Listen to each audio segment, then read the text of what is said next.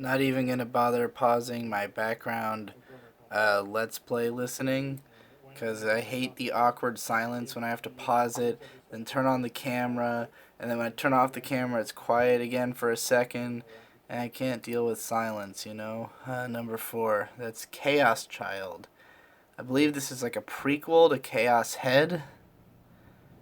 I don't know if it's supposed to be any good at all. So Chaos Child opens up with this hour-long special, which I did not realize at first when I clicked on it, that opens with a recap of Chaos Head, which was very confusing because on the one hand I was pretty sure that this was Chaos Head, but I've only seen the first episode of the Chaos Head anime, and this was very different, and I was very confused at first. But I mean, it's it's straightforward enough telling its story. I was just like, this feels like some fake ass shit to me, and I'll explain what I mean. I later skipped into the episode and figured out that Chaos Child was contained within. So I skipped later to watch some of that, and I was left with the same impression. And what I mean by this is that the Chaos anime, it's based on a visual novel that's part of the same like trilogy or anthology series, I guess, as Steins Gate and Robotics Note. And it's in the same genre and wheelhouse as a lot of the classic like Faust style light novels, as I've talked about on this channel before. It's got a lot of obvious similarities to like Kata no Kyokai, Occultic 9, also in the same what the fuck is it called? Oh god, why can't I remember the name of a basic piece of punctuation? The semicolon series. There we go. Semicolon. It's a semicolon. Um, yeah, like this is a part of that, but at least in the case of the anime adaptation, it feels like a fake version of it. Like it doesn't capture the feeling that those other ones do, because in order to do something like this, you really need to master the tone of it. Like these stories are edgy stories about like violent murders and suicides and stuff and like mental depravity. Like the main characters are kind of losing their minds in a world where all kinds of violent shit's happening.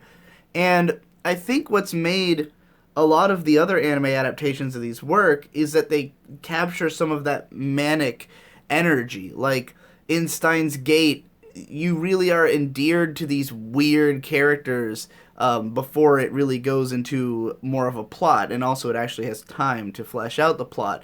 A show like Occultic 9, while the show did not have time to flesh out the plot and barrels through it, it nonetheless at least had a very eclectic art style, this sort of tongue-in-cheek way that characters talk, and it felt sort of jazzy, Or you look at Kata no Kyokai, for not part of the same series, but like the same kind of atmosphere, and it's all about the tone. Like that's all they tried for in those movies. You watch that first film, and there's like minutes of just creepy music and visuals and stuff, and that really sells this dark and edgy storyline.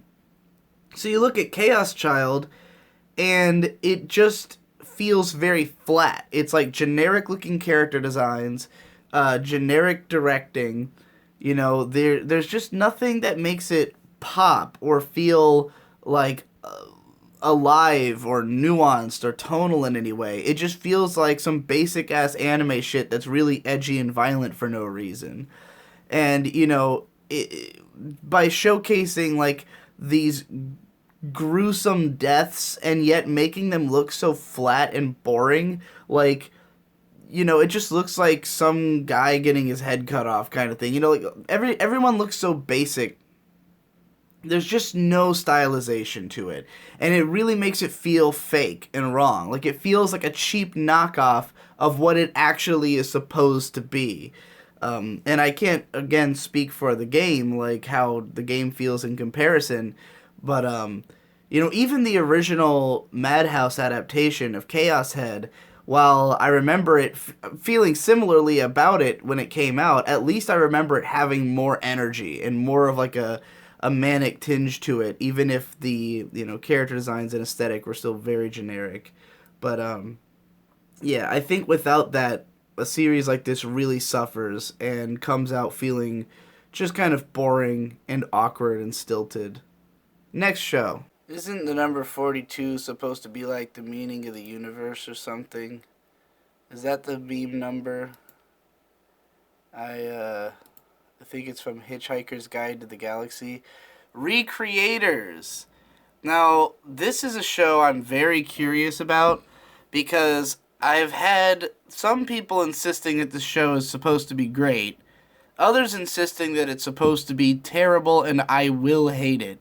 And there was sort of a big argument at Crunchyroll Expo when I was hanging out with the other anime YouTubers, along with Miles from Crunchyroll, and we were all getting Mexican food at a really great Mexican place in San Jose, California. And Mother's Basement, Jeff Thu, who loves Recreators, was really trying to assure me that he thinks I will love this show.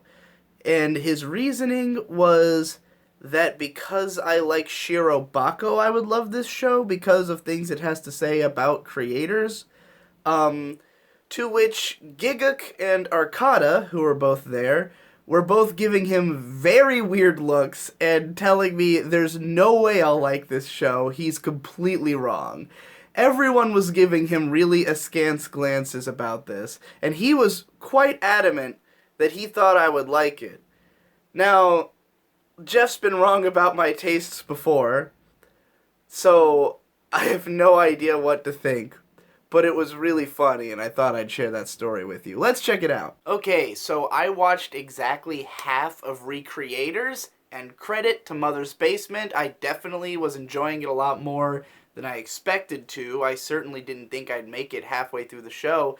And more than anything, what really I was shocked about watching it is that it's not the overwhelmingly most popular show of the year. Like, this has most popular anime of the year written all over it. And I assume there's some kind of problem with, like, it not being streamed on Crunchyroll or something that... Oh, why does my neck feel funny? Something that prevented it from being like the hugest... I mean, it's a popular show, but, like, everything about this screams success in the Western markets. We've got... First of all, the production is really solid. The animation's pretty good. The artwork's good. Character designs are very sleek, modern. Everyone involved in the production is pretty fucking solid. The director, Ei Aoki, same guy who directed Fate Zero. This show feels exactly like Fate Zero. Like, the directing style and just overall, really even the writing style, it feels like watching like a spiritual sequel to Fate Zero almost, in my opinion. He also directed the first Kara no Kyokai film. He directed Aldnoah Zero, which I thought was garbage, but it does have some interesting direction in it at parts. Most of its problems are in the script more so than the directing. And he's done some other shit, but basically he's kind of a hit maker. So, again, it's not surprising that the show is popular, just that it's not even more. You've got the character designer and original creator being Rei Hidoe, the guy who created Black Lagoon, which is extremely popular. It's interesting. I wouldn't make that assumption immediately, but every time I see Altair, she looks exactly like she belongs in Black Lagoon. But the plot and style of the story is very different from what that series was. But it's dark and edgy. It's got character death, it's got stuff that's like meta commentary on the nature of the medium. It's got all these themes and shit. I don't know. I'm just really shocked this isn't the most popular show of all time. I would much rather have this than ReZero from last year as the big fucking show that everybody talks about all year. But I guess there was just too much, like, too many returning seasons, like Boku no Hero and Shingeki no Kyojin, sort of clogging the airways and the talking points over the same 2 seasons that this show was running. So it just didn't reach the heights I might have expected it to otherwise. But yeah, anyways, Recreators is a show that fascinated me on one level, was okay on another, and terrible on another. It's basically 3 strata of the show. Like, notwithstanding the production. Oh, Hiroyuki Sawano soundtrack with some really memorable tunes in it, you know? His shows tend to be the big ones of every year. But anyways, production is all fine. I have no problems with the production at all. I have no problems with the directing, music, all that. Everything's solid. But the story, I would divide into like 3 different layers.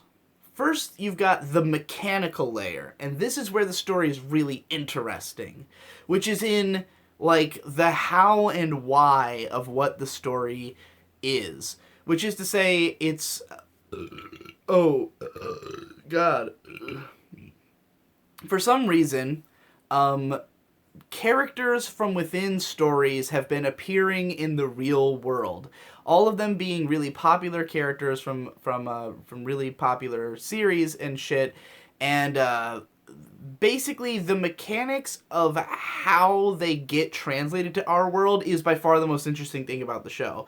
Like, the fact that they have to be characters who leave, like, a strong impression on people. Like, characters who would have lots of fan art and lots of, lots of attention drawn to them, that have like really resonant stories, and that like which elements they come to our world with depend on what are the most resonant elements of their character. For instance, the first girl that gets sent to our world, who is literally Asuna. Like, one of the things I like about this show is that each character is kind of like a parody of a character that would be popular in the real world, but like like almost exact like 1-to-1 parody of a specific character. So in this case, it's literally Asuna, but if she was in a mecha series. So Asuna gets brought to our world, and she specifically is the anime version of the character, because that's the version that's like really popular right now, and the anime is currently airing. So her knowledge of her own story, you know, goes up to the point that the anime is currently at, but does not cover where the light novels are, which have continued even farther. Stuff like that really intrigued me, and there's a bunch of it in the show. There's tons of little mechanics that are all really interesting. I love the way that, like, one of the early sort of mysteries in the show is, can we alter the stories? Can we alter the way these characters are perceived by changing the nature of the story? And the only way you can do that is by changing the public perception of the story. Like, if you wanted to give a character new powers, you would have to introduce those powers into their character in a public way and have people internalize that as an element of the character. Plays a little fast and loose with some of these mechanics, but they're still interesting, and I liked seeing them. So that's the part that kind of kept me going throughout the whole show. Then on level 2, you've got like the characterization and theming, and this stuff is all fine. Like, people were all hitting me up when this show first started airing. Everybody was telling me that the ending of episode 2 was gonna like be my favorite part, because it's like there's a magical girl and she realizes that she can't use the same like violence that she would use in her world, where it would not really have any meaningful effect in the real world, where it will totally fucking hurt people or whatever. And when people told me that, I didn't think it sounded that interesting, and watching it in the show, I didn't think it was that interesting. Like, it's kind of, it doesn't really say anything about her as a magical girl, because like that's just how her world functions. She can do these things and it doesn't hurt people, because the nature of that story is that these powers, that like people don't die from getting blown up, essentially, whereas in the real world, people will get hurt from her using this, and it's just sort of her realizing, oh shit, I can't do that in this world. Like, I don't think that's like an indictment of magical girls or anything. Like, that's how people were like making it out. It's just, if anything, just a statement on the unreality of those stories, But in any case, there's lots of little stuff like that where we see the differences in how the characters perceive their own stories versus how they perceive the real world. Lots of drama about them realizing that they are created characters and stuff like that, which is all fine. I mean, it seems like a natural consequence of this story. I recently read a manga that tackled a lot of the same themes. Satoshi Kon's Opus, which, if you haven't seen my Manga Mondays on it, was one of the best manga I've read in a long time. And was also about this. In that case, it was a creator going into his story, and a lot of the conflicts about like coming to face with your god are addressed in much the same way in Recreators. And I will say that Recreators goes into even more depth exploring these ideas, since Opus is very much a fast-paced thrill ride, and it's just one volume, whereas this show goes on for a while. It's slower paced, has tons and tons of dialogue and exposition, so there's plenty of time to flesh out more ideas. But like a lot of the characters I'm just not super invested in. And this brings me down to the third layer of the story, which is the actual plot, which I think is totally uninteresting and at times aggravating. So the actual plot is that Altair, this character who, and I love this mechanical aspect, that she's basically an edgy Hatsune Miku OC. Like she's a drawn character from like a music video that was on YouTube, and like it's like one of those edgy like vocal like different version characters of a Vocaloid, like a Blackrock Shooter or something of that nature.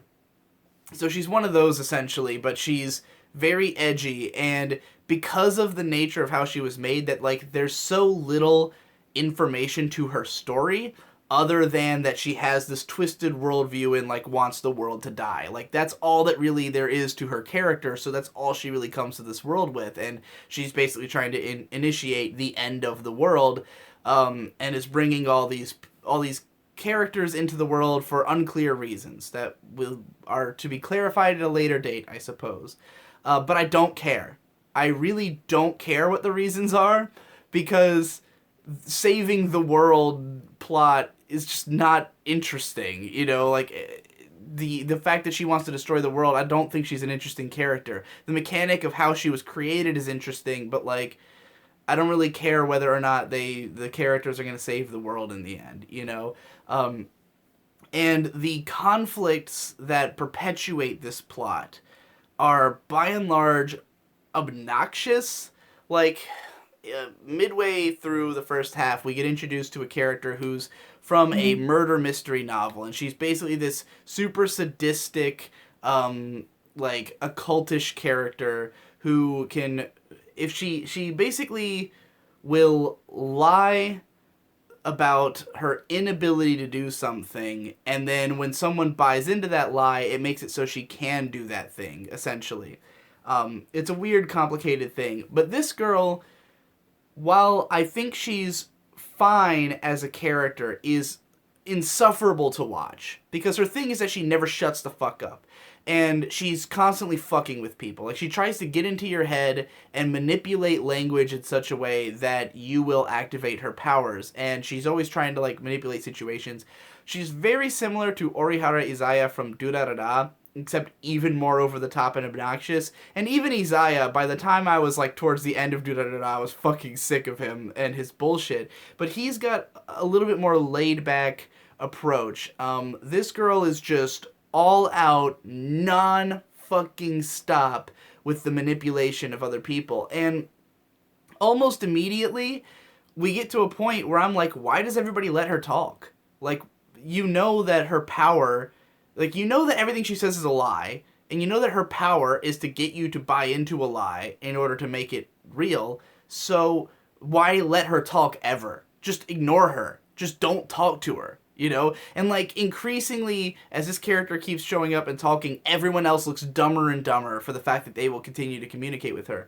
Then we get into like a series of misunderstandings. We've got this knight character who is very offended to realize that her world, which was one of suffering, she's basically from like a Berserk-esque series where like everything's fucked, and she's really pissed off that that this world would create a world like hers for entertainment purposes, just she kind of wants it to burn.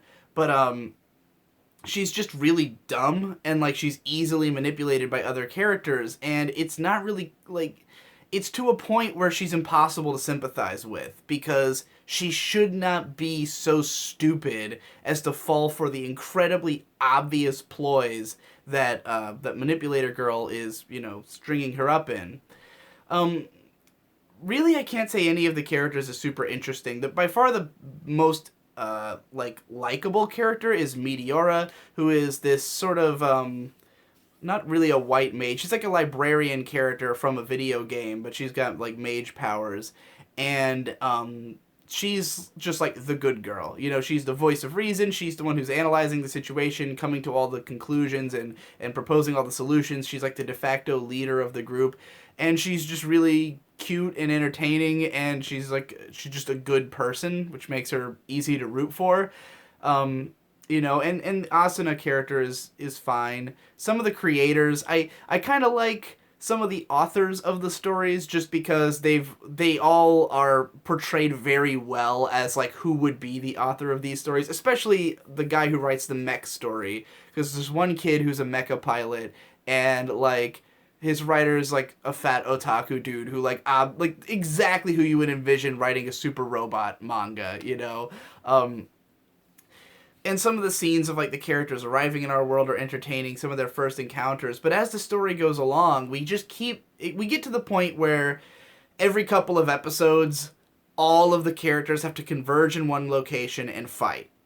And the result of this is always a bunch of like almost killing one another, but then someone jumps in and stops them, and a bunch of like to an extreme degree. Like first it'll be two characters fighting, and then one's about to die, but then a third character shows up, and now they're all fighting, but then she's about to die, and then here's this guy I hate that kind of shit. I really hate when shows have characters fight over and over again only to break it up, and like for whatever, like for a character to go, oh, it's not time for this yet, we'll meet again later. I really hate that shit. Fate Zero did a lot of it too, and that's my least favorite thing about that show.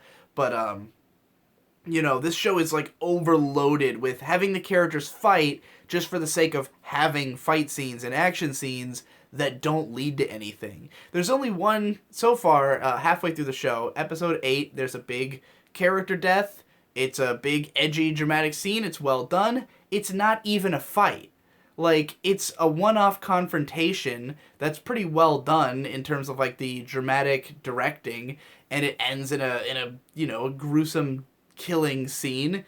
It's pretty good, but it's not the fight scene. And the fight scenes are all totally lame, you know? The only exception being in episode 10, when Asuna, gets impaled, and then the author basically publishes this image that they had tried to change her character earlier in the show. As I said, like, they were doing experiments to see if you could change the nature of a character, and he like tweets this information and like gets a bunch of reblogs and likes, and that causes the information to become part of the public consciousness, thereby resurrecting her and giving her this awesome power. And I just really like that the hype moment in the battle, the tide turning moment, was a tweet, which I think is clever and fun.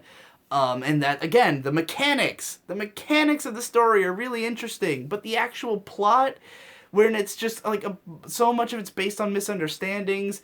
One of the biggest like things that had to be probably the most ridiculous thing that's happened in the show so far is that the main character knew who Altair was from an early point, and he wouldn't tell anybody because the person who created Altair was his friend, this girl who he liked, who became famous, and he got jealous, and eventually she killed herself. And he blames himself for that. So he's like dealing with post-traumatic stress from it, so he won't admit to it. But like, first of all, it's like so little his responsibility at all that it happened that it's difficult to believe that he would be so hung up on it that he can't convey information that is needed to save the fucking world.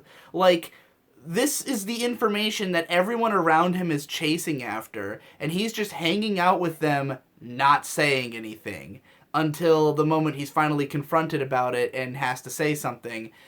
And the only reason I can think of for like why it's constructed this way is that you know, the magical, well, a character had to die. Well, now I don't know why I cut myself off. I said enough of the word that you know what I meant. The magical girl character had to die in episode 8 before he reveals to the rest of the cast who Altair is. I don't really know why. I don't know if there was something that learning who she was would have prevented this death. But like that's what it seems to be. Like that's what the plot seems to be suggesting. This that like having that death on his shoulders, and also having them not having known who the character was important. But like I don't know, it comes off as really contrived to have this dude not admit this piece of knowledge that like is fucking integral, because he blames himself for this girl's suicide that he didn't really do anything to contribute to other than inaction. So yeah, like I don't know. I get really frustrated watching the plot focused stuff, is basically what I'm saying. And like once the early part of the show had established all the mechanics, as it's gone on, I've gotten less and less interested as we've had more and more of the fight scenes and the shit I don't care about. Like, episode 8 has a good dramatic moment with the girl dying, but then episode 9 is just like all this setup for a big dumb battle scene that I didn't want to see, and then episode 10 is the big dumb battle scene I didn't want to see. And while the conclusion to that battle is cool with the tweet, like it then goes into episode 11, and this has like all these themes that I don't really care about that fall more into category 2 of like there's a long scene of the main character and the robot pilot kid like flying in the sky, and the robot pilot's giving him like a motivational speech about how he should like, you know, not hold on to his regrets and move forward with his life, and like how he's come to these realizations since being in the real world. And like all of this is fine character building stuff. I just don't really care because I'm not that invested in the actual characters or the actual narrative. I just care about the mechanics of the plot. So yeah, I've repeated myself 8 times, but that's my complication with this show.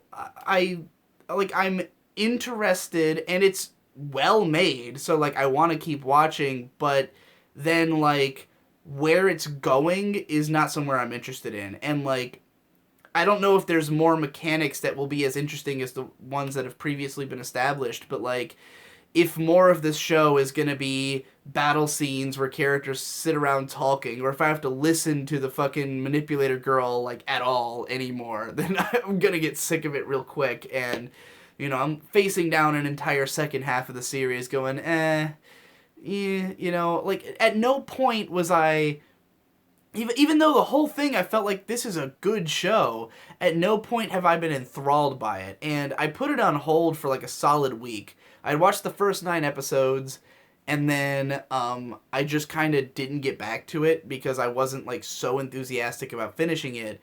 And then finally I watched the next 2 episodes today, and like even though I very quickly like remembered everything that was going on, I didn't feel any attachment to it. You know, I didn't feel like I care about the fates of these characters or where this plot is going.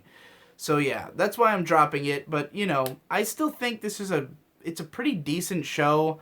You know, if the things that bothered me didn't bother others, I could easily see this being something you finished and liked quite a bit. There's definitely a lot of people who seem to consider this like a masterpiece, such as Mother's Basement.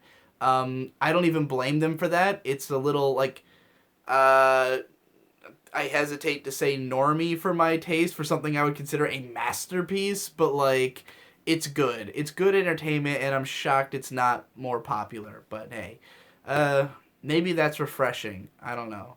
It kind of deserves it though. Whatever. Next show. Okay, so I went ahead and did this thing on both sides where I put squares around shows that like that I think I'll probably watch all of, and therefore or that are super long, and I think I might watch all of, so that I can save them for later so these videos can come out on a tight schedule.